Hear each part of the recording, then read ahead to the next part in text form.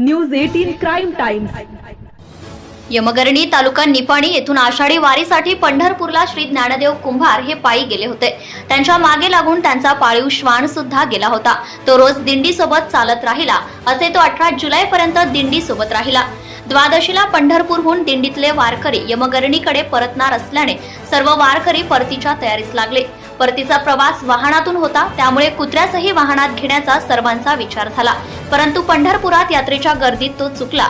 सर्व वारकऱ्यांनी शोधूनही तो कुत्रा सापडला नाही। मालकासह सर्व वारकऱ्यांना वाटले की तो पंढरपूरमध्येच राहिला, परंतु काल तो 190 किलोमीटर पायी प्रवास करीत पंढरपूरहून यमगरणी गावात दाखल झालाय। गावात आल्यावर सर्वांनी आश्चर्य व्यक्त केले। यावेळी त्याची विठ्ठल मंदिरापासून ते श्री ज्ञानदेव कुंभार यांच्या घरापर्यंत मिरवणूक काढून स्वागत केले गेले। न्यूज रिपोर्टर अरुण तोडकर सहित मुख्य संपादक उत्तम Desai, news 18 crime times, news Nipani. Subscribe now and press the bell icon. Never miss an update.